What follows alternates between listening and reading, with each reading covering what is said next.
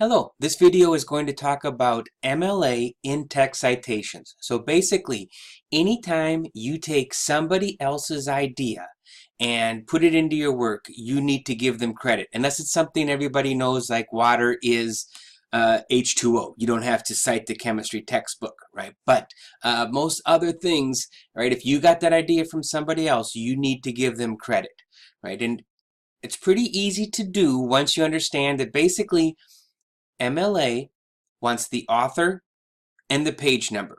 Who said it? Where can I go find it in the article or the book? A difference between MLA and APA, the American Psychological Association, is the APA wants the year. And if you think about it, that makes perfect sense because in psychology, when was this study done? Because we're probably not going to give as much weight to a study in 1950 that looked at homosexuality and one in 2018, right? Since you don't have to go back that far when all of a sudden that was a crime. So certain research is not going to hold up with the standards of the day. And there's even ethical things that change over time. So APA is very concerned about when. Now, MLA, English, we get to be all fancy and go, Shakespeare speaks now as it does then, kind of deal, right? And that's my elitist English person voice. The thing that we are writing about, right, it does live in the present, right? So, MLA, it doesn't matter when it was written. A critique of Shakespeare from 1904 or 2004 doesn't matter, right? Or a work of art that was written 10 years ago or 100 years ago, as long as we're talking about it, it's speaking to us now, which is also why we use present tense. So Shakespeare writes instead of Shakespeare wrote. I digress. When you're citing, we want the author and the page number for MLA. If you don't know the author, and that's right here, right? If you don't know the author, then you'll use the title, right? And if you don't know the page number because there isn't one, you leave that blank. This was not such a big deal 40 years ago, but now with the internet and so much of what we get doesn't have pagination, like what do? Well, you just leave that out, right? And I'm going to show you a couple examples here, but the most basic level, if you have a short quote, which is 4 lines or less, it's going to be in quotes. We're going to have parentheses, author's name, the page number, parentheses, period. Right? That's the format. And then if it's a long quote, which would be 5 lines or more, it's indented. There aren't quotes, and the sentence ends with the period, then the author and the page number. So you can see period on the outside for short, period on the inside for long. And I'm going to give us an example in a minute, right? The other thing I want to say, as far as going back over the basics, when you use the author's name, because we want it, you can use it in the beginning. Smith, you know what? Let's make that argues because I just said present tense. Smith argues Robotech is better than Macross. Since we got the name, we just have 42, right? That's the imaginary page number for this imaginary person, right? If I didn't use Smith, so a critic argues Robotech, spelling, man, Robotech is better than Macross. Now, because I want the name and page number, I put Smith 42. So if we have the name in the beginning, we just get the page number. If we don't have the name in the beginning, then we get last name and page number. So that's just the difference of, do you put the author before the quote or after?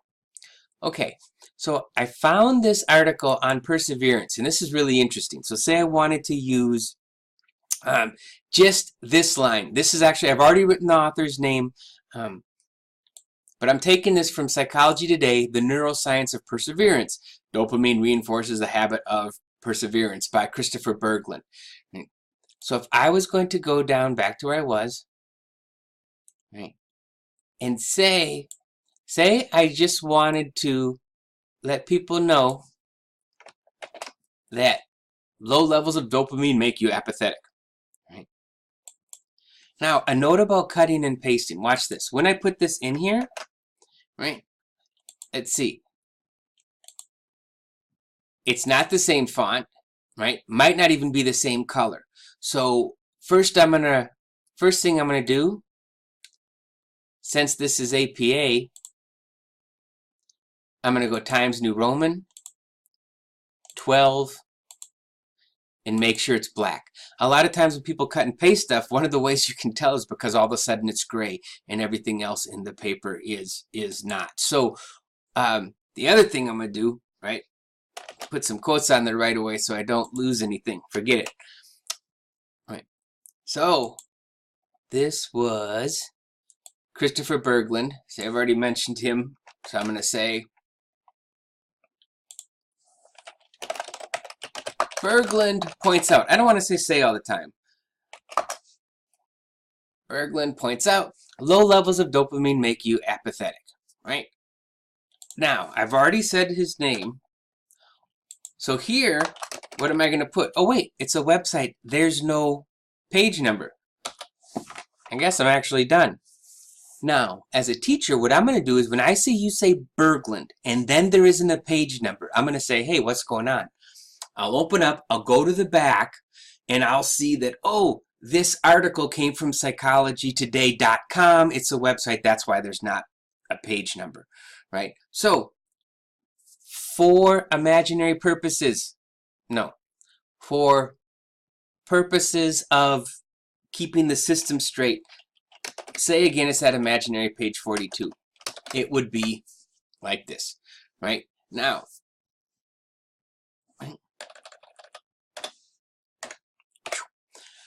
okay, but because I already have the name, oh, here's what, how about this? When it comes to dopamine,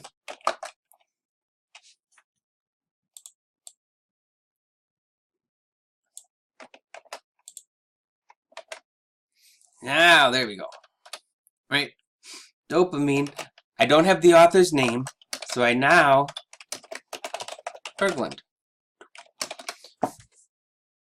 period, right? So, two different ways, right? We want the author. There is no page number because it's a website, but if you got it from your book, you would just put your right after there, just like this.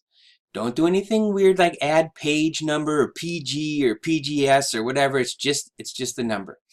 So this is short, 4 lines or less. You slide it in like this, no problem. Now, when it talks about 4 lines, this is a line. So it goes by whatever your source is. So 1, 2, 3, 4. If it's any of this, this is all going to be a short quote. And as soon as I get to here, now we're at 5 lines and it becomes a long quote.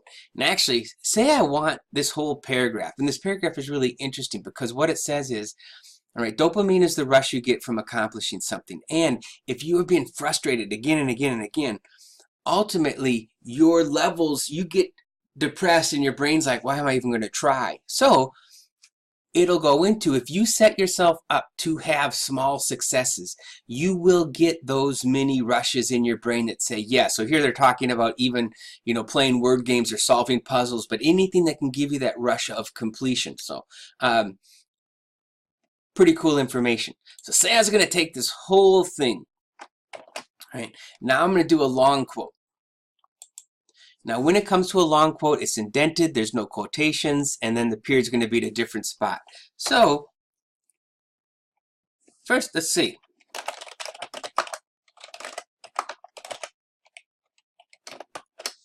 With long quotes, you actually do indenting and use a semicolon. So now I'm going to put it in here, and oh look, right, once again, we've got that messed up. Not messed up, but the wrong font. So, Times New Roman, 12, just double checking that it's black.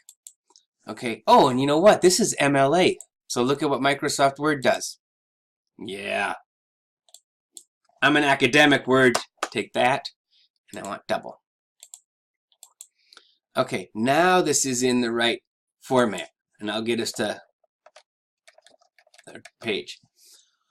Okay, this whole part needs to be, right, indented. Right? So I can go here, and actually what I do, I bet you there's multiple ways to do this. two indents and a return. Now this is indented.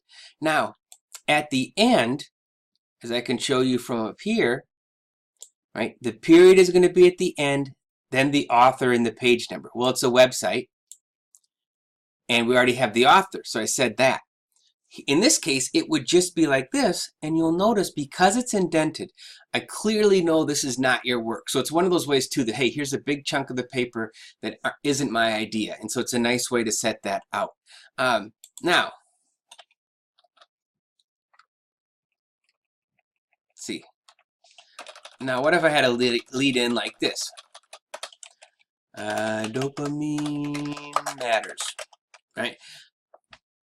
Okay, now I don't have the author. It's a long quote. Berglund, boom. And there you go. So long quote, colon, indented, the period stays on the inside. There's no need for quotations because we've got it set aside, right? So author, page number, two biggest things to remember, and you have two different ways about it. A short quote and a long quote. The format's a little bit different. There's a handout right next to this video that goes into, well, it does the same thing with a little bit longer. So you have my version where I walk you through it. You have the handout version where you can see another examples that basically covers the same thing. So when it comes to in-text citation, this is what I want you to do. There'll be another piece on paraphrasing coming up, and basically a paraphrase, since you're putting it into your own words and it's still somebody else's idea, you're not going to use quotes, but you'll say something like, Berglund stated that, and then I'll put his idea, and I don't put it in quotes because I'm putting it in my words, but it will still get the author and page number if we know those things. All right. Hope that helped.